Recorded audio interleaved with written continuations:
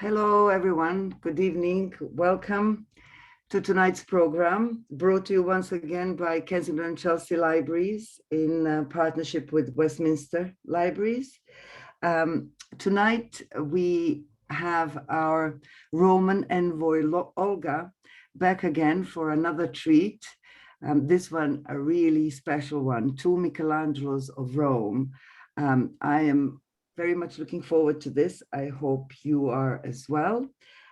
Just to tell you a little bit about Olga, she's a licensed tour guide of Rome and the Vatican City and has managed tours in Italy, Central Europe, Croatia, and Bosnia for over 30 years, working for one of the best US tour operators for luxury travel, Tauk, as coordinator and guide. She specializes in private tours for families and individual custom-made itineraries. She's a lover of art and obtained her master's degree in arts management at the American University of Rome recently. And she's fluent in several languages and has obtained a TEFL certificate during the recent lockdown. So she doesn't waste time.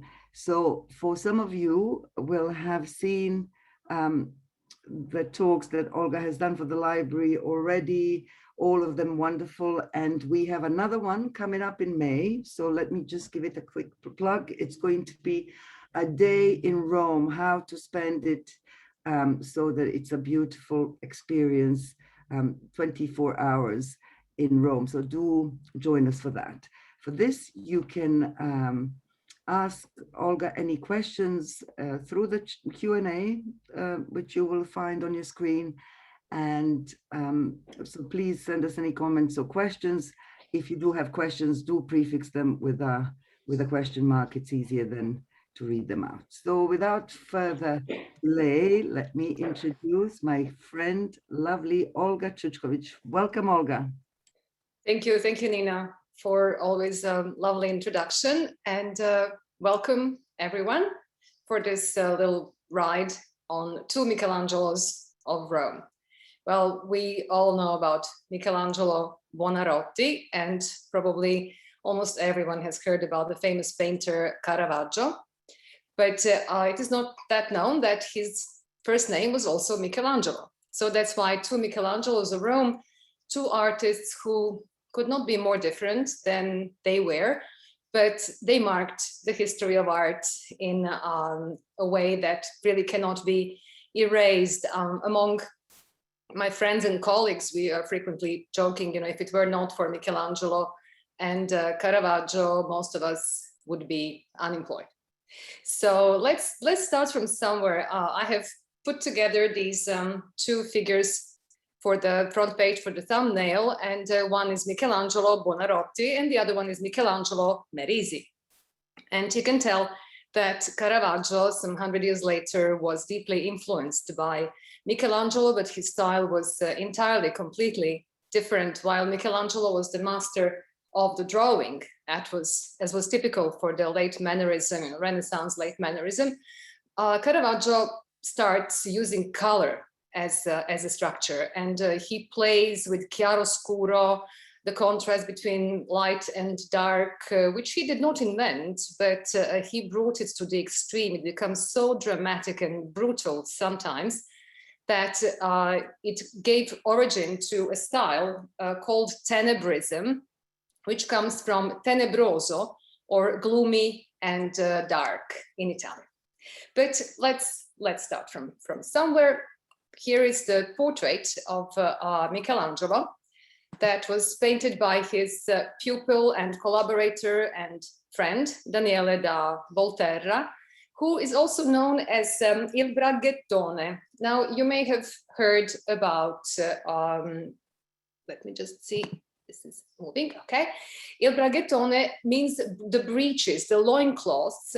We sometimes call them jokingly the Speedos in the Sistine Chapel on the Last Judgment. He probably wasn't very happy about that, but when Michelangelo died, the nudities had to be covered because the freedom of thinking was a period that was typical for, let's say, until middle of the 1500s. And then with the Reformation, Counter-Reformation, things change, and Michelangelo's nudities were no longer, let's say, politically correct. So poor Daniele da Volterra, his friend, had to cover them. And he also painted this portrait of Michelangelo. He was of a homely appearance, but he created some of the most amazing works of art that the world has known. And he's always associated with Florence, but he wasn't born in Florence. He was born in a small town called Caprese, but he spent his youth in Florence in the shade of this amazing dome designed by the famous Brunelleschi. It's still the biggest brick dome in the world. And when Michelangelo undertook the construction of the dome in Rome of St. Peter's Basilica, he famously said, I can equal Brunelleschi, but I cannot do any better. So there's still this sort of unwritten law, there's nothing official really about it, that no building in Rome can be taller than the dome of St. Peter's. But we'll get to that because I'd like to also present these artists sort of chronologically. So when Michelangelo was 23, he came to Rome. It was in the late 1400s. And here is the famous Pieta. Pieta that in 1964 was in New York for the World's Fair, and infamously in 1972, a crazy man attacked it with the hammer. He hit it 15 times into 50 fragments were broken off, but it was carefully restored. It's now behind this bulletproof glass and you cannot get any closer. So those who had a chance to see it in New York were really lucky. You could get much closer even in the past. And it's very difficult to take a good picture of Pieta because it's behind that glass. So I'm ever grateful to a site that's called Pixabay. I have to mention them, Pixabay.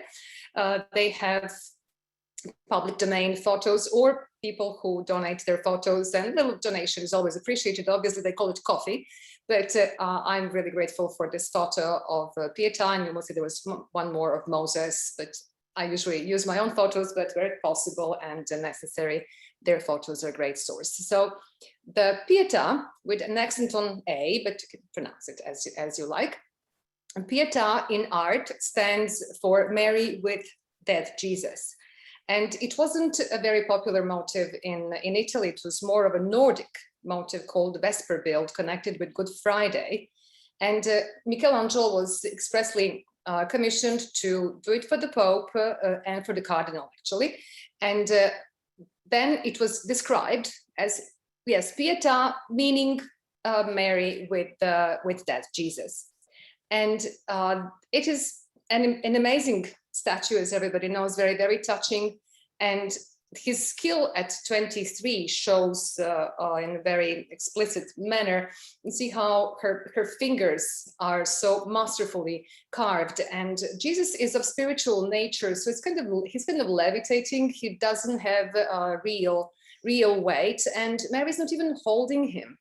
She's represented in this very touching gesture of offering her son. And she might be represented in a position in which she's actually observing her baby, but having a vision of what's going to happen, and she's accepting it with her left hand. You see here, this is like the acceptance of the destiny. And she looks very young. They look as if they were at the same age, but she's here much younger also, because this is a symbolic representation. And it's not a storytelling. And Michelangelo did mention in some of his correspondence that she's free of sin, and therefore she doesn't symbolically grow old. And being so young, Michelangelo was not famous. He was like a little personality in Florence, but not in Rome. And he, according to a little story, legend, he sneaked into the St. Peter's one night after he heard some people attributing the statue to somebody else, and he carved his name on the sash on Mary's chest. And it seems that he later said that he was sorry to have done that because his art is for God and not for his personal aggrandizement. And the story also goes that since he sneaked furtively, nobody was supposed to see him. It was still not the time of big stars, artists.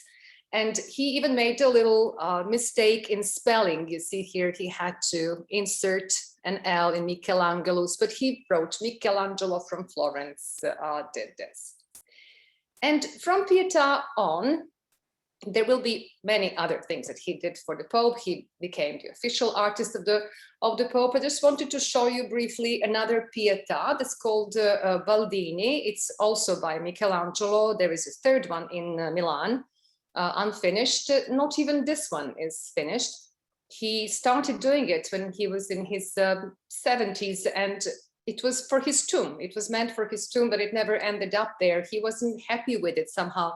He even broke off the left leg. Was it because of the fault in marble, or he didn't like the position of the body?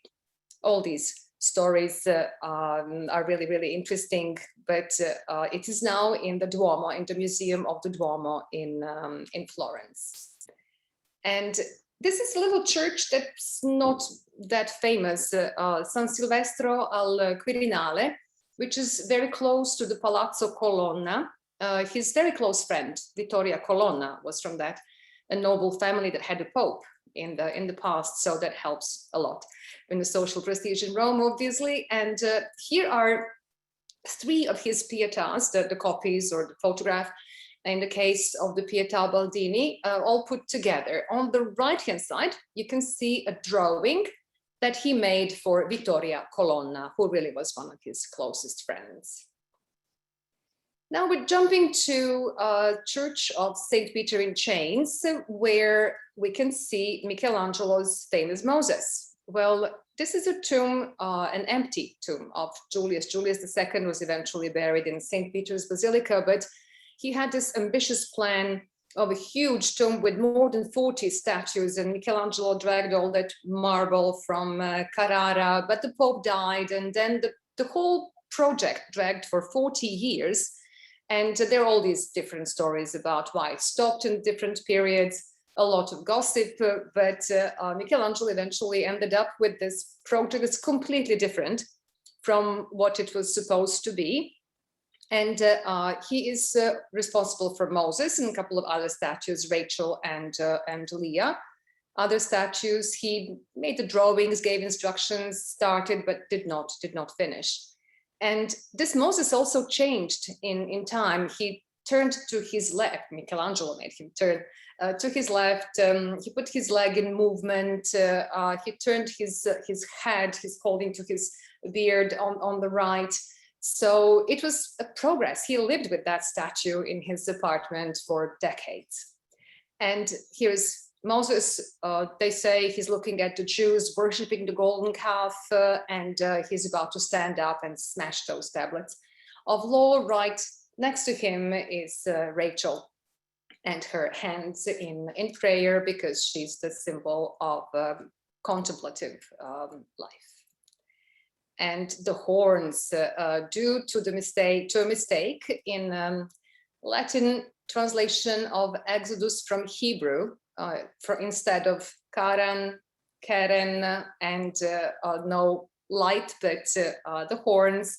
And they were always criticized and frequently used in a negative light, but I somehow believe, although it's nothing official about that, but Michelangelo was very much against the persecutions of the Jews, and I believe that he really wanted to represent these protuberations as the beams of light eventually, because Moses would have been originally placed much higher than he is today.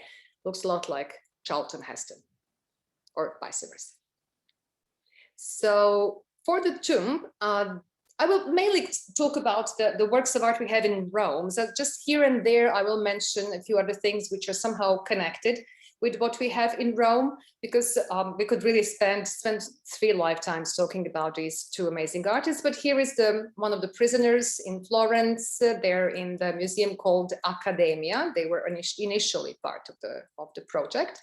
And so were these 2 slaves, which ended up in Louvre, the dying slave and rebellious slave. A friend of mine took this picture years ago. So now we have Michelangelo in his 30s, and don't tell anyone I took this picture. I may end up in the Vatican dungeon for that, but there are some public domain pictures, however, to find online. Michelangelo worked on the famous ceiling for 4 years between 1508 and 1512. There are 9 panels in the center with the creation of the world. Then there are the ancestors of Jesus here in the triangles on the side. There are the ancestors of Jesus, and then the 12 huge prophetic figures, of which 7 are the prophets from the Old Testament, and 5 are the Sybils from the classical tradition, so prophetesses as well. And they're all, in a way, announcing the arrival of Messiah. And of course, the most famous creation of Adam. What's really in the center is the God's index finger. And you see here, God is represented as with the head of a mature man and the body of the man in his prime. So he's transmitting both strength and he's smart, so he knows he's creating the world and wisdom. And he's sitting on this cloud that recently there's this theory, it may look like a human brain, but some say, well, it might as well look like a uterus. Well, you go for the version that you like. Michelangelo did not leave any notes about that, so we don't know. And you see here, when you look at these fingers of Adam, I'm showing now with the cursor, I hope you can see, these 2 are not Michelangelo because this is where damage happened, the plaster fell off and it was repaired in the past. It was discovered in the period of the cleaning of the Sistine Chapel a few decades ago. And the most famous, obviously, surrounded by these amazing twisted, I call them 6-packs. And in the Casa Buonarotti, which is the museum in Florence, where there was Michelangelo's home and for his family, you can see this river god that he made for the facade of St. Lawrence Church in Florence that was never completed. Later on, I'll show you where this obsession with these muscular twisted bodies came from. And again, about the contorted, twisted bodies, it's both female and male. And here is the famous Libyan Sybil. She's almost coming down from the flat surface of the ceiling. And also beautiful, beautiful Eve. They say Michelangelo left his fingerprints in the plaster in her eyes, but who can tell? Maybe it's another legend. And talking about the contorted bodies, this is the only finished panel painting that he did that survives. And there are another couple, but they're not finished. And this is the so-called doni tondo, tondo being round, usually the gifts for the marriage.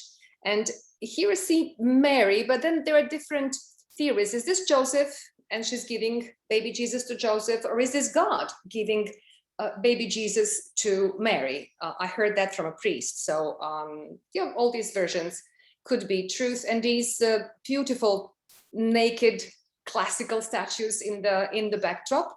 He wasn't the first one to do that. There was also a Signorelli did a very, very similar painting before Michelangelo with the nudes in the back behind Mary and baby Jesus. So this is in Uffizi Gallery in Florence. Now, ancestors of Jesus, as listed in the Bible, you see these contorted figures here at the top, very similar to what he did later at the Medici tombs in Florence. And here are the families of ancestors of Jesus, starting from the house of King David. Then in the pendentives, there are different stories, always Old Testament. This is the punishment of Haman. And on another pendative, there is Judith and Holofern, where they say he painted his self-portrait. It's generally a story about it. Doesn't look like it to me, but anyway, I'm just telling you what I've read about it. Now, where does that obsession with contorted bodies come from? Here is this statue that was found in 1506, and that's Laocoon. And he's the priest from Troy, the priest of Poseidon, who warned the Trojans against that horse. And he was punished by the gods for that, who seemed to have killed both Laocoon and one of his sons, the one on the left. And according to some stories, the other son escaped. And Michelangelo must have looked at this and said, well, they were capable of doing this like 1,500 years before us. Now it's more than 2,000. So Laocoon remains one of the most influential statues in his life. And with this discovery in Rome above the Colosseum, the Pope Julius II started officially the collection of art of the popes, later on to become Vatican museums. And you see here, look at Jonah in the Sistine Chapel at the ceiling, and look again at Laocoon, how similar they are in the position of the body. Jonah, the prophet. And another statue, the famous Belvedere torso, again, 1st century BC, influenced not just Michelangelo, just of course you're all familiar with the Rodin's thinker, a little less famous, but absolutely amazing, are Jackson Pollock drawings of the torso. There was an exhibition in Florence a few years ago, absolutely stunning. Picasso made drawings of the torso, and most famously, Michelangelo, of course, in the Sistine Chapel, and most of his works recalled these ancient statues. I nudi, or the nudes, were quite famous in the Renaissance, not just Michelangelo's, they're just the most famous. They recalled the classical ancient statues. And this terminology comes from Vasari, who wrote Lives of the Artists. He was contemporary of Michelangelo. And Michelangelo's I nudi, or the wingless angels, or symbols of the golden era, there's something between human and divine. They're like a man made in the image of God. You can see them everywhere. And we're back in the Sistine Chapel because I wanted to draw your attention to this other fresco, this huge fresco, The Last Judgment. And here is a bit better resolution I found on Wikimedia Commons. And this is the Last Judgment that he painted in the 1530s. So now he is in his 60s, and took him 5 years, replaced other 2 frescoes and 2 windows. And here he showed his passion for this dramatic muscle straining poses. And we'll get back to these figures. Here is Jesus in the center, deciding who's going to burn in hell forever, who's going to resurrect and join the souls in heaven. And here is Saint Bartholomew with his own skin, because he was flayed. And on that skin, again, another story, Michelangelo put his own, his self-portrait on, who knows why. Maybe he was a bit tired. And Saint Peter, again, muscular, huge Michelangelo signature style, giving back the keys to Jesus, the golden one for the kingdom in heaven and the silver for the kingdom on earth. Those are those Speedos I told you about that poor Volterra had to paint, or shall we call them the loincloths more properly. Now, the same Pope, Paul III, Farnese family, I must tell you a little piece of gossip. He became a Pope only because he had a cute sister, Giulia Farnese, who intervened with the Pope Borgia Alexander VI to make her brother a cardinal, a smart girl. And this Palazzo Farnese was initially designed by Sangallo. Michelangelo finished the cornice, some of the windows, the balcony, and this fountain that you see in front of us comes from the baths of Caracalla, the ancient Roman baths, where Paul III, Farnese Pope, did some excavations and transformed these basins, there are 2 on Piazza Farnese, into these beautiful fountains. There is a French embassy in this building. Currently, it's been a long time. And there are some absolutely stunning frescoes inside by Carracci, many other outstanding artists, but Michelangelo here is responsible for the architecture, for the wrapping up the architecture of the palazzo. Now, talking about the Caracalla, the baths, this statue of Hercules was also found there. It's in Naples now, in the Archaeological Museum in Naples. And I'll go back to Michelangelo, how it influenced his art in painting and sculpting, especially here John the Baptist, who looks exactly like Farnese Hercules. And right next door to the Sistine Chapel, there is another chapel called Capella Paulina, and it was painted by Michelangelo in his late 60s. He was the Crucifixion of Peter. And I also took this picture, again, don't tell anyone. I was there once in my life because a friend had very special clients who were the donors who donate for the restoration of the works of art in the Vatican. I couldn't believe I was there, and I did take this picture. But you can also, again, find them online. And there's also Conversion of Paul and the Crucifixion of Peter. Peter's kind of looking angry at us, because let's not forget, this is where the conclave used to take place as well. And even these ladies are looking at the cardinals, kind of, you guys better decide, make a good decision. And when Michelangelo wanted to create this gaze, he would paint the eyes without upper eyelids. Now let's go to the St. Peter's Square, back again to take a look at this absolutely stunning dome, where Michelangelo, for the last 2 decades of his life, he did not paint or sculpt. Just privately he would carve his little Pietas, but not as commissions, but he worked as architect on many projects, and most famously the dome. He did not see the dome completed.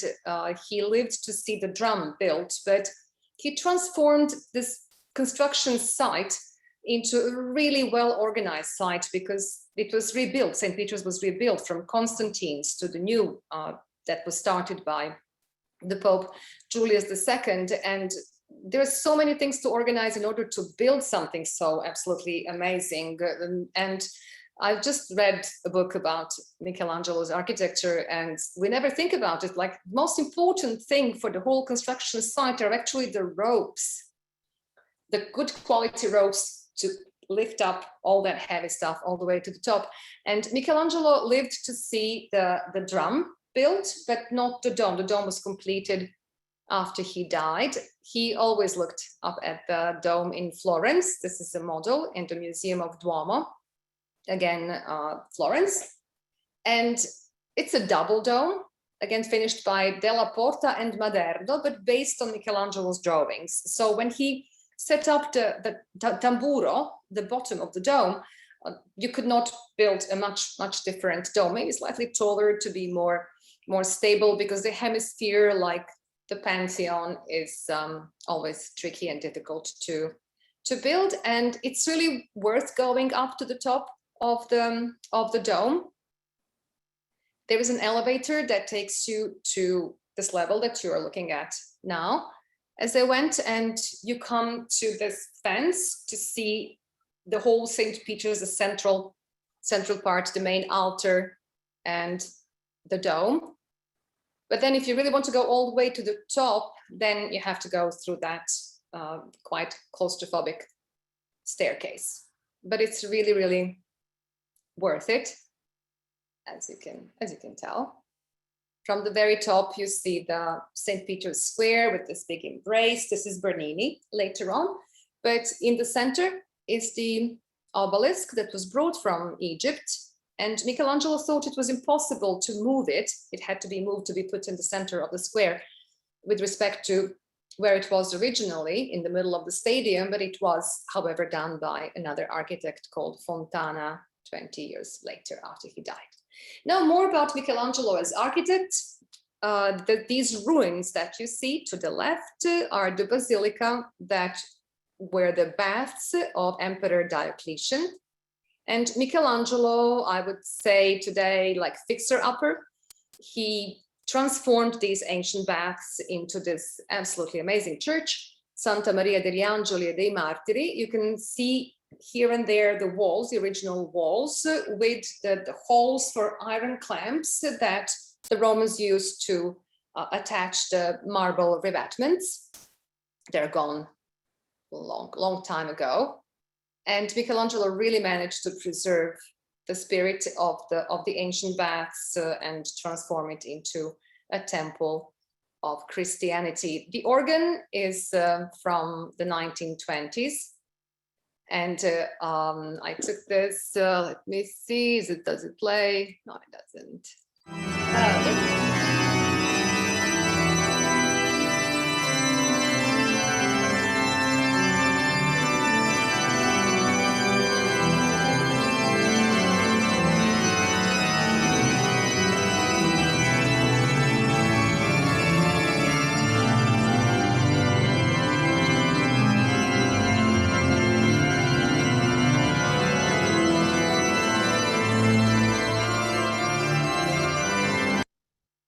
Very old videos. You can tell if I were taking it today, it would be horizontal. It would be done with gimbal, but it really transmits, I believe, beautiful atmosphere in that very special church.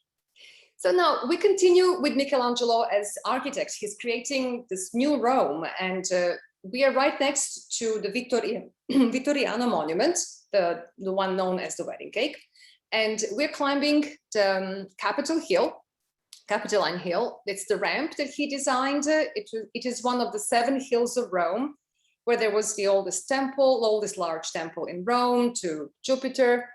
And they were in the Middle Ages, it became sacred, and it was sacred in ancient Rome. Then it became a center of the civic government of Rome in the Middle Ages. And Michelangelo redesigned it. He transformed it into a modern square. And today there is the town hall, the central building with the bell tower, and 2 buildings on the side are the so-called Capitoline museums. In the middle is the statue of Marcus Aurelius that was brought here by Michelangelo from where it used to be. The statue that in the cathedral in front of it, the statue survives only because people thought it was Constantine, the first Christian emperor, so it wasn't melted down for weapons and utensils. So it's in the middle of the Capitoline Square. This is a replica. The original is in the Capitoline Museums, absolutely worth visiting. And it's an excellent replica. And Michelangelo also designed this 12-pointed star, but it wasn't done until 1940s. And there are also these river gods decorating the town hall. And some books say they were already there in 1517. Some say Michelangelo brought them. Be it as it may, they fit his style. And here is an old postcard from 100 years ago, where you see that those pointed stars is not there yet. It will be done by Mussolini in 1940. And there is an exhibition going on that I managed to see this morning, because the museums opened just a couple of days ago in Rome, and it's closing on May 2nd. And the exhibition on the seat to the left, Caravaggio, I'll tell you about it as we go. This is actually only one Caravaggio with Caravaggist artists who followed throughout the 1600s. Caravaggio was basically extremely popular in the 1600s and then forgotten about, more or less, until this art historian, Roberto Longhi, organized an absolutely stunning exhibition in Milan in 1951, and that's where Michelangelo Merisi starts being this big star.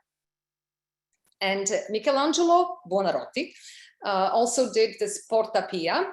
This is a gate through the 3rd century walls, and it's dedicated later to a breach of Porta Pia during 770s operations for unification of Italy. So that's why there is a statue of Bersagliere, or a rifleman, that's Italian infantry. But the gate was designed initially by Michelangelo, but went through some changes in the neoclassical period. And when Michelangelo died, he was first buried in Rome, but then taken to Florence. And on his tomb, you have 3 statues symbolizing sculpture, painting, architecture. He left traces indelible. This is one of his followers, let's say, Pomarancio. This is a mosaic in St. Peter's Basilica. Wherever you see these twisted 6-packs, well, that's Michelangelo's influence. And it wasn't just Pomerancio, Cristoforo Roncalli, but also Raphael. See this beautifully twisted figure on the deposition from the cross or entombment in Gallery Borghese. Recalls the Libyan Sybil from the Sistine Chapel. And Raphael also represented Michelangelo on his famous School of Athens, which is the sum of human knowledge, all the smartest people of all times without historical connections necessarily. He painted those for the Pope's apartments. There's Diogenes, there are the Plato and Aristotle, and then also here in the corner, all the way to the left, the man with the turban is Averroes, the 12th century Arab philosopher, Pythagoras, and added later, so not on the preparatory drawings, is this figure of Michelangelo as Heraclitus. So he did not contemplate putting Michelangelo originally, but he eventually did. They were rivals, artistically speaking, Raphael and Michelangelo. Now, even the modern artist, this is Igor Mitorai, nicknamed New Michelangelo. That is on the door of that basilica transformed from ancient Roman baths. But now we jump to another Michelangelo, Michelangelo Merisi, known as Caravaggio because his family was from Caravaggio. He was born in Milan, he was from Lombardy, but called Caravaggio by his little town where he originally actually came from. And he moves to Rome when he's about 21 years old, 22, and he brings with him the Lombard style, which was very naturalist, realistic. He was a gloomy character, quite violent, unpredictable, arrested many times, walked around armed, while just the very high echelons of society could carry weapons. And he died young, 39. He killed a man and was condemned to death. And he escaped from Rome. He went to Naples, Malta, Sicily, and died age 39, coming back to Rome after Pope graced him eventually. We talked a lot about him, about the Gallery Borghese representation. And I'll start from his earlier works. This is a little sick Bacchus, maybe his self-portrait done in the mirror. And the autonomy is a bit distorted, the shoulder and the head on the neck, but he didn't really do much of the drawings. And he just was playing with this amazing chiaroscuro, very, very dramatic. And when he worked as a young man, he worked for another painter, Cavalier d'Arpino, and he painted these the fruits and just little genre scenes to eventually develop amazing skill in painting the still life, what eventually becomes genre, actually thanks to him in a huge part. And this is still Gallery Borghese, the youth with the flower basket. He looks at us, you know, he's looking at us straight in the eye. He's kind of flirting, and he's carrying this beautiful basket of fruit, where we see actually the fruit started rotting, and that was not done by anyone else before Caravaggio. He just wanted real life. He didn't want any perfect drawings, classical drawings. He wanted real life. This is the basket of fruit, the most famous one, which is in Milan, and it starts the genre of still life just in itself, not just as a part of another painting. And this is what I saw this morning, but of course we couldn't take pictures at the exhibition. And this is a boy bitten by a green lizard. It's part of this collection of Mr. Longhi. He was the most prominent Italian art historian and also a collector. And he has this painting in his collection, and others are painters who were Caravaggeschi. So you see this carafe with water, that's what Caravaggio did absolutely better than anyone else at that time, with the reflection of the windows and the things that are around in the space. Frozen in the moment of the shock, there is a little lizard hanging on his finger. Now, Michelangelo Merisi, Caravaggio, is now 25, 6, and he's painting these famous paintings now. A very similar one is in Louvre because he also made copies himself. He's becoming quite loved by the prelates, especially cardinals, the nobility, although he's completely controversial, and especially his character, his private life. And now I'm going to take you to a place that's open to public, special reservations and private tours. I believe so still. This is a few years ago when I was lucky enough. And I'm looking at the ceiling, which was painted by Caravaggio. This little casino, or that would be like the hunting lodge in the past, owned by the Boncompagni Ludovisi family, the princes of Piombino. He painted for Cardinal del Monte, his main collector, and here we see the only mural that he painted. It's not a fresco, he painted in oil. And here are three gods, Poseidon and Pluto and Zeus, well, actually Jupiter, Pluto and Neptune, so we have to always be careful. Shall we use Greek or Roman names? But here is Jupiter or Zeus, he's the prime mover, and here is the eagle, his symbol. Down below to the left is Pluto or Hades, and to the right, Neptune or Poseidon. And we can tell because they have their symbols, you know, the three-headed dog, Cerber, or the hippocampus, the horse with the fish tail. And I must say that, yes, we are standing or looking at exactly at Caravaggio's, well, private parts, because, well, he painted that looking at himself in the mirror. It doesn't get much more real than that. This is it's not easy to see it. It takes some organization, but it's possible. And here is a statue in the garden of that same little casino.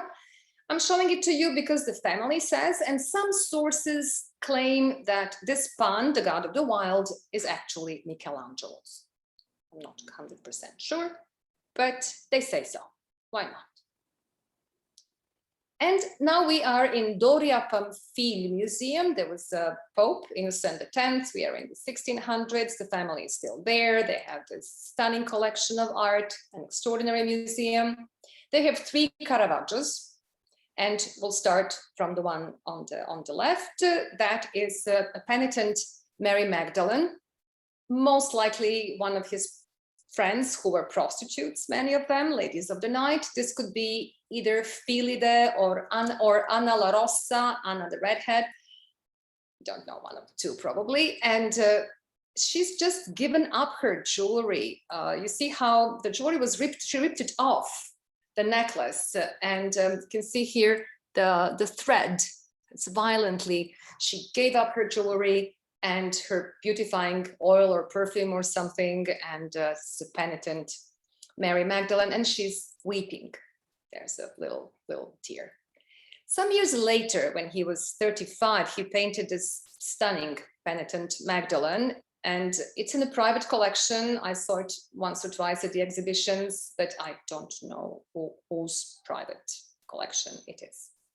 It's his famous dramatic chiaroscuro.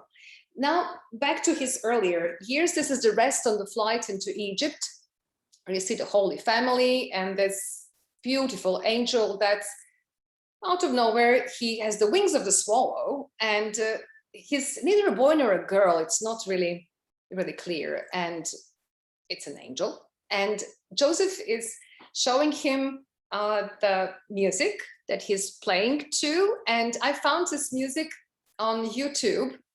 It's a Flemish composer of the 1500s, Noël Boldewijn. If you want to know, I could just send me an email. I'll send you the link. It's based on the Song of Songs, and you can find it on YouTube. This is the part for the soprano. It's a motet. It was a motet, and it survived here. Now, in the same gallery, there is St. John, and there are several of these St. Johns, and there are many around the world. There is another one. The actual St. John, they say the first one, the very original, is in the Capitoline museums. And there's very slight difference. This beautiful, beautiful statue, remember how we saw at the beginning, he actually looks at the position of the body of Michelangelo, although he did not like imitating anyone, but he liked to watch the nature. And in the same gallery, we go back to Doria Pamphile, there is an artist who was deeply influenced by Caravaggio, but not directly, Velázquez. He was 10 when Michelangelo died, but he was influenced by Ribera, a Spanish artist who was direct Caravaggio's follower.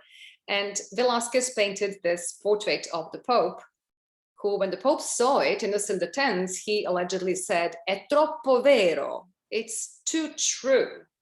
To me, it looks a lot like Gene Hackman. And they say also a servant was so startled when he saw the portrait that he actually bowed because he thought it was the Pope himself. Velázquez, Rubens, Rembrandt, so many were influenced by Caravaggio. This is again Caravaggio.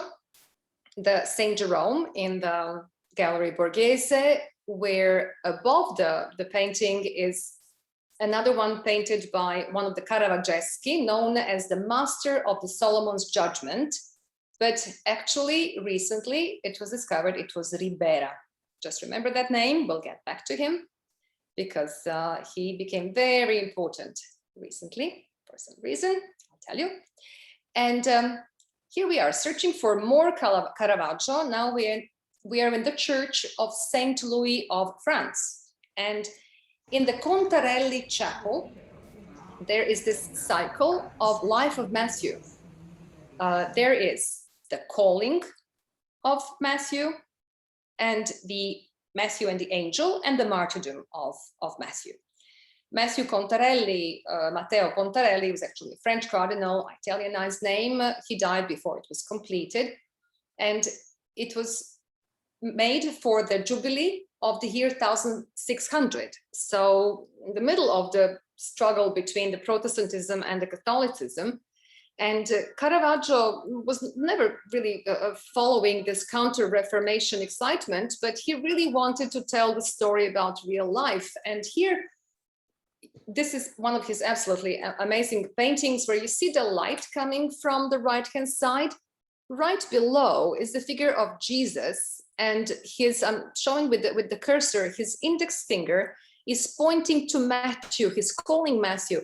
And there have been debates for decades about who's Matthew here? Is it this man who's pointing to his chest, or is he actually pointing to his young man who's still counting the money, because Matthew was a tax collector? We'll still debate probably decades from now. And the figure of Peter that's covering Jesus was added later. That is the part of the politics as well, because we have to stress the importance of Peter as the first pope for the pilgrims coming to Rome. And then we have again Matthew and the angel and the martyrdom to the right.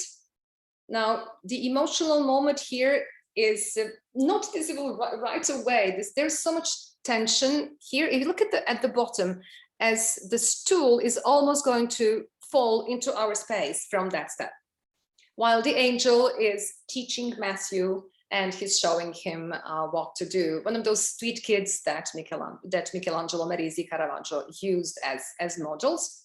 This was the first version, but it was destroyed in the Second World War in Berlin. Maybe it wasn't even the first version. Maybe it was painted directly for the Cardinal Giustiniani. There are many different stories. It all depends which book you're reading, but it's unfortunately lost.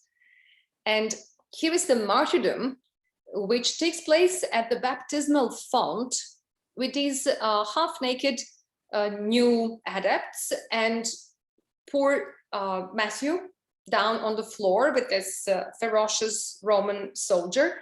There's a screaming boy running away from the scene. And behind the soldier, there's the self-portrait of Caravaggio, looking at the scene as he's leaving. Now, another church in that same neighborhood, Santa Maria del Popolo. He was paired with Annibale Carracci, a great classicist artist of that time, buried at the Pantheon next to Raphael. But we are here for Caravaggio, for the conversion of Saint Peter, who's represented as he was never represented before. And these sort of indifferent workers who are just putting poor Peter on the cross, and with their dirty feet and the behinds right into our nose as we approach the paintings. And Peter is so sad, and he's kind of resigned. And look at that. That is Michelangelo's Buonarotti, Saint Peter from the Capella Paulina in the Vatican. Now, Caravaggio is recognizable by these street people, chiaroscuro, these very, very brutal scenes sometimes. This was the first version that was refused of the conversion of Saint Paul because it was too violent. You look at the violent Jesus here, like, why are you following me? Why are you persecuting me? And it is now in the private collection of the family Odescalchi. It's not easy to see it. It's one of those things that hopefully things will be possible very soon again. But we can see this conversion, the second version of conversion of Paul in the church of Santa Maria del Popolo, with this huge horse and again indifferent servant. Looks like real life, you know, Paul blinded by the vision. Now, the Madonna of Loreto, another church in the neighborhood, she's where she was supposed to be, in the church of Saint Augustine, the church that was the place where a lot of prostitutes used to go in the 1500s. For example, some were even buried there, like the famous Fiammetta, the lover of Cesare Borgia, the Pope's son, Pope Borgia. But the tomb is not there anymore. You can't find it. But that makes kind of sense because Caravaggio used his girlfriend, Lena, who was a prostitute, as a model for this beautiful Madonna. This is the house of Loreto, and she looks very like a statuary pose, but it's all very simple. And these are the pilgrims who came, like a mother and the son, and they're praying to a mother and the son. And of course, these indelicate, dirty feet, Caravaggio's signature dirty feet. Real life. Now back to the Gallery Borghese. So this is about the churches. We talked about this during the presentation on the Gallery Borghese, about the Saint Anna, Mary, and Jesus. Again, this is still Lena, his one of his girlfriends, but the most important one. And here we see some not very handsome little Jesus and a very detached and rugged Saint Anna, and well, gorgeous Lena or Madonna. So was it refused because it lacked decorum? Was it refused for political reasons? It's another long story, but it is really, really striking. Ended up as a property of the Cardinal Borghese. And here Mary and Jesus are fighting against this four-lined snake that symbolizes the sin. There is a lot of theological dispute behind the scene with the snake, but because we like to sensationalize art, everybody would say, look, dirty nails of little baby Jesus. Now, talking about the scandals, the death of the Virgin is practically the most scandalous of his paintings, because the death of the Virgin, painted for the church Madonna della Scala, is now in Louvre, and they say he used as a model a drowned prostitute in Tiber. God knows, maybe people are just adding stuff because it's easy, you know. He was a bad boy, so he killed a man in a brawl he did not mean to. He was provoked and injured. And not that he didn't start to brawl one day yes, one day no, but eventually he ended up really, really bad. And it's easy to attach things, but thank God this is a painting that is in Louvre. Rubens, who followed Caravaggio's steps and came to Rome, he eventually bought it for the Gonzagas, and then it ended up at Louvre. Gonzaga is the noble family of Italy. And the Entombment of Christ is very classical. It is now in the Vatican museums, but it was painted for a church called Quiezanova. And in that church, there is a replica today painted by German painter. And this scene of the entombment of Christ is actually viewed from the tomb. I'll show you now in a couple of slides how it looks like. And the perspective from the tomb, from the frog perspective, becomes frontal. And what is really striking is, for the first time, Mary is old and tired. She was, until then in art, she was always kind of idealized, but Caravaggio, no, he's human, not humanistic. And that painting, now look at the position of the body of Jesus, and remember where you saw that before. Well, it was already on the ancient Greek Roman sarcophagi, but that's where it actually comes from the classical art. Now continuing to Quiezanova, the New Church. This is the replica of the entombment, and you see how it's quite high. So when people come to pray, it's as if you were praying from the tomb. It's really striking. I couldn't get any closer because they were doing some work, some restoration. This is the church, and you can tell there are the scaffoldings and they're working. So I couldn't take better photos of all three paintings of Rubens that are in that church. He's practically the father of the Baroque painting. Caravaggio is of the same period, but he's not Baroque. He's this naturalist. I mean, look at this. This is Judith and Holofern. It's aggressive. It's brutal. And imagine at that time how it would have affected people looking at it. And the lady who was model for Judith is another, well, prostitute, Philide, his very close friend, and the servant was made as a portrait, a bust of an old man that we saw at the Torlonia presentation.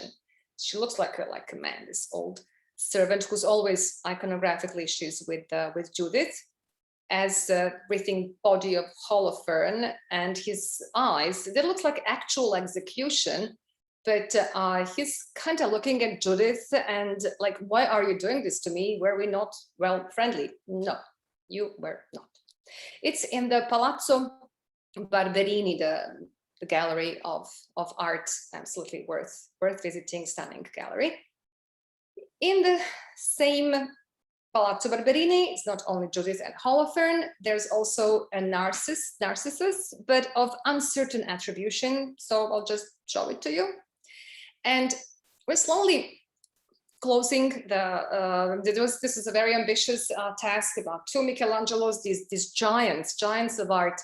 And I'll try to show you as much as I could from what is in Rome, but we'll go back now to the Gallery Borghese, to some of the last paintings, a couple of last paintings that he worked on before he died so tragically young, 39. Finally, when the Pope graced him, he put some of his paintings on a little boat. He came to Tuscany and he dies on that beach. Is it malaria? Is it heart attack? Is it because somebody stole his paintings and then he ran after these people? We'll probably never know. But this St. John was with him because when they examined scientifically, they found the traces of salt. So it was on the boat with him. It's one of the many St. John the Baptists that are spread around the world. And here you see his Caravaggio, probably his very close friend and little boy who was always with him. And the most stunning one, the David with the head of Goliath.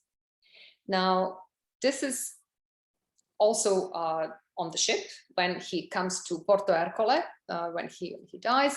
And this is really contemporary as far as clothing goes. And it's David who's torn between the disgust and pity. He's humble, and maybe it's again the likeness of a very close friend, Caravaggio, but that's about David. But what we know for the severed head of Goliath, it's the self-portrait of Caravaggio. because famously the Cardinal Borghese, he was the Pope's nephew, so he could practically do whatever he wanted. And he delayed a lot of legal proceedings as far as Caravaggio's grace was concerned. There were many attenuating circumstances, but the Cardinal really wanted to obtain Caravaggio's paintings for less money. And Caravaggio may have painted this Head of Goliath with like, here's my head, what else do you want? Don't forget that the punishment for murder was beheading. And he was obsessed with it. And that's his very clearly self-portrait. And also, you know, Goliath was injured, and so was Caravaggio on the forehead. You can see the blood where he was hit by a stone. But even before, he was condemned to death for assassination of this person who was worse than him, actually. He painted another severed head, the famous Medusa. It's in the Uffizi gallery. It was also in Del Monte, the Cardinal Del Monte collection. It's one of those aesthetics of exclamation, how they call that when it comes to Caravaggio, this screaming and poor Medusa. It wasn't her fault. It's a long story, with the snakes in her head instead of hair. And this picture I took a few years ago. There were these experience video shows of this, like different artists, and the Caravaggio experience was absolutely a stunning event. But talking about his influence again in the 1600s, this is one of the many Flemish masters who followed his teachings and carried his heritage throughout the 1600s.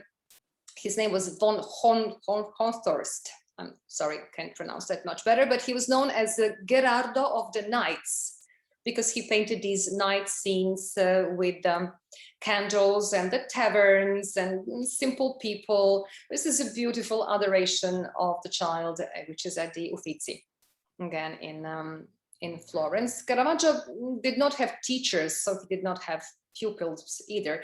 We can't talk about his school, but about his circle, maybe. And another artist, but French, Simon Vouet, he was so influential in introducing Italian Baroque in France. This is another one in the Uffizi gallery, at least I stuck to not far away from Rome. And then there is Ribera.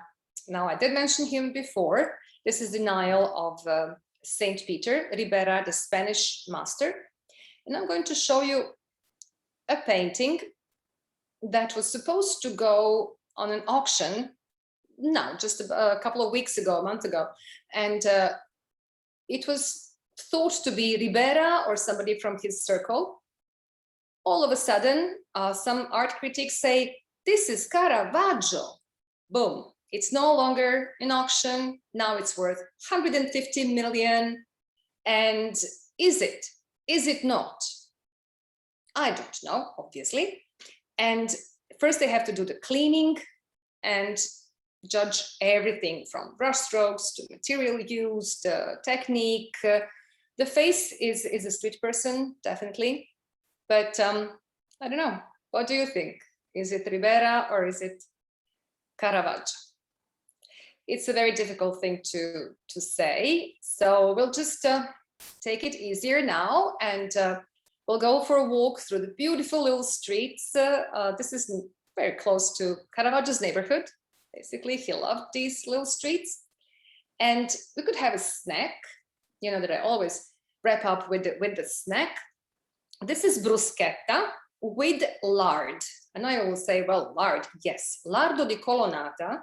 Colonnata is a little place where there were the marble quarries, where Michelangelo would go to choose and pick himself the pieces of marble that he wanted to use for his statues. And he, well, probably ate a lot of lardo di colonnata, because you need a lot of energy, of course, for that kind of manual work that he did. And it's a specialty with a little bit of honey. Now, Caravaggio probably, I don't know whether he ate lardo di colonnata, probably did, as they all did, but he once ended up in jail because he hit a waiter with the plate of artichokes. but in an attack of rage. Maybe he was right, the waiter was not really behaving, but I did not put artichokes because we did that in another presentation, but I put the arancini. He spent some time in Sicily, and arancini are the street food today.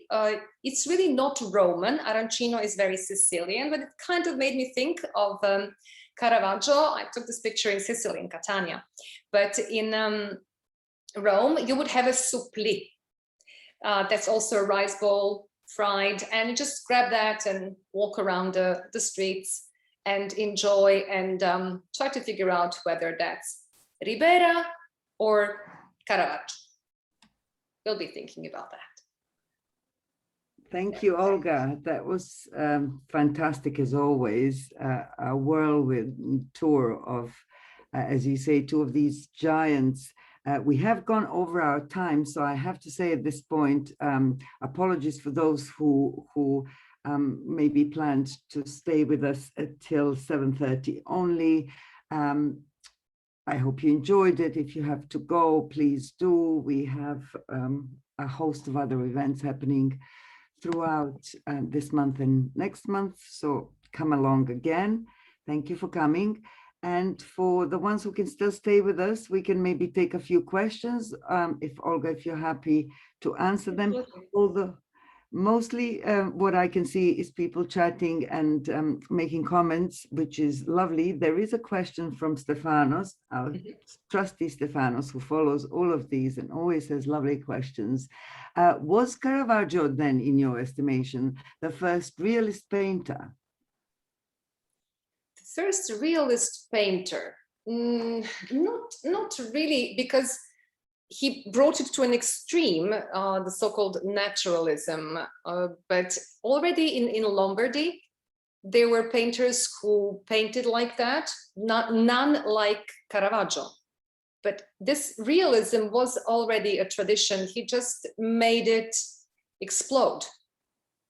But no, it's the same as with chiaroscuro, for example. He brought it to an extreme, but it was actually invented in the 5th century BC by a Greek painter. It's just that there was no market for what he did until that time. Renaissance and Mannerism, they were also idealized and classical, but some of it existed in Lombardy, the realism. And also Giorgione in Venice. He may have spent some time in Venice as a young man, where he probably studied absolutely Titian and Giorgione, who is less known, but some of these painters, or Antonello da Messina, who also was in Venice, his early realistic portraits. Even Annibale Carracci did some realistic portraits, although he was mainly a classicist. So Caravaggio is usually attributed as naturalist. It's very close. I don't think it's much different, but it's quite brutal. But yeah, he brings things to much higher level. Striking. The extreme. It's lots of dirty feet, as you said, and yes, pointed out several times. Stefano says another question: how much was Michelangelo, I assume Buonarotti, influenced by Greek sculpture? And you did mention just in your answer now that... Yes, absolutely. What we saw, those two statues that I showed you, Laocoon and the torso, they're not original Greek, most likely, because we don't know. But they may have been made 1st century BC on the island of Rhodes, which would make them Greek, but already under Roman rule. So Greek, yes, but through Roman replicas, because what we see at the museums are replicas either directly of Greek standard statues, prototypes, or inspired by Greek, but they're mainly ancient Roman, like 90% of them around the 2nd century AD. The ones that you saw, they seem to be both from the 1st century BC, and it's all Greek Roman. Let's say that we could say Greek Roman, absolutely, absolutely.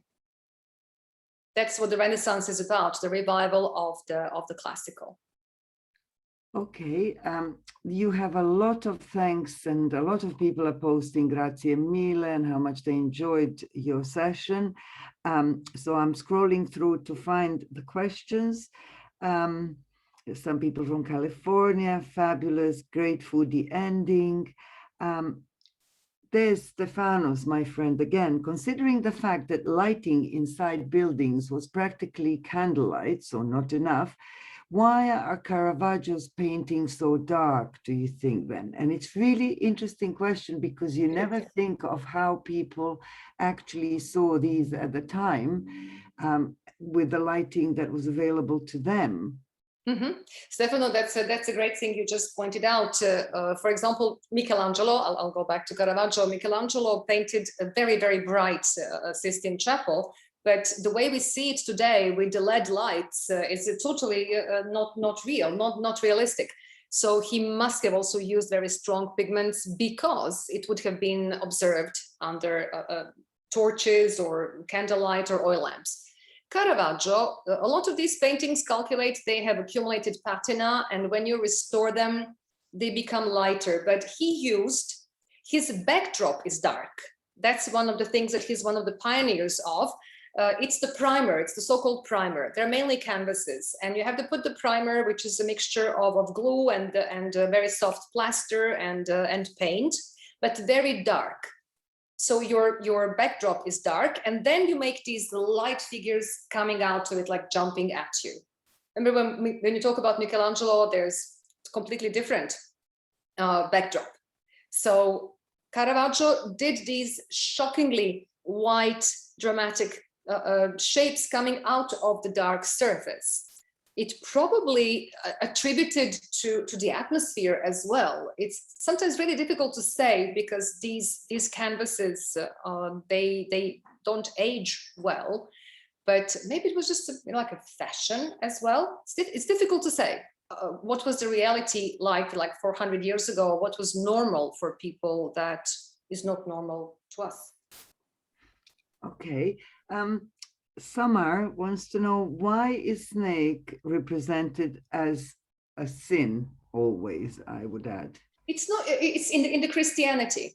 In the Christianity, it's sin, but if you go to Greek and Roman, you have it as a symbol of fertility, a symbol of wisdom.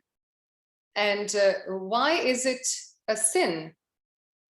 Probably it just looks strange. It's difficult for me to say. I would have to go back to, but I know that it's not all. I mean, it's sin for the Christian religion, but not for the pagan religions. It was actually like if you go to a pharmacy, there are snakes, symbol of Asclepius, the god of medicine. I'll have and to even think in about Chinese. In Chinese tradition, snakes actually have a very different position. Mm-hmm. But in their role in the original sin, I suppose, in Christianity, it is going to be always represented, and particularly the one that Caravaggio painted looks particularly vicious and black. And I think poor thing, it's not even venomous, that snake. It's called four-lined snake. Yes, and you were saying how there's debate whether it's the mother of God, or is it Jesus who is stamping out the snake or the sin, or are they doing it together? Exactly. That's the debate between, that was the debate, or maybe still is, I don't know, between the Catholics and the Protestants. The Protestants did not worship Mary so much. So in the Catholic Church, Mary is very prominent, and Mary is defeating the sin, while the Protestant would say no, with the help of Jesus. So there's a theological problem there with those two little feet pressing on the head of the snake. Is it Mary? Is it with the help of Jesus? So there's the whole theological backdrop there. Okay, Olga, there might be some questions in this long line of people saying how much they've enjoyed your presentation, and we are way over time. So let's they can write to me, Nina. People can write to me and ask whatever they want. And just remind them we will see each other again on the 25th of May for a day in Rome. And if we run out of time, I'll be happy to answer any questions you may have. Just you will go to my site, send me an email, and I'll be happy to answer. So I will be sending a feedback form out. It will not contain the recording, but Olga will upload the recording of this event to her website, which I will provide a link to, so you can see it. And hopefully people who haven't managed to join us tonight can catch up on it. The link will stay valid for a week, so you have a week to rewatch it. For now, Olga, thank you so much for another lovely session. I'm so grateful on behalf of the library and everybody present.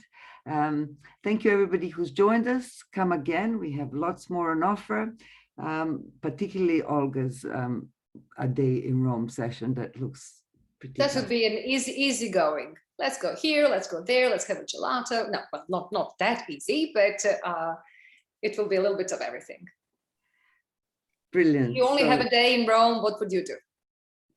Go with Olga and look around and eat beautiful things. I know that's one thing that you'll end up doing, because Olga knows the best places to eat. Okay, so that's all for tonight. Thank you, everyone. Thank you and good night. Bye, Olga. Thank you. Ciao, everyone.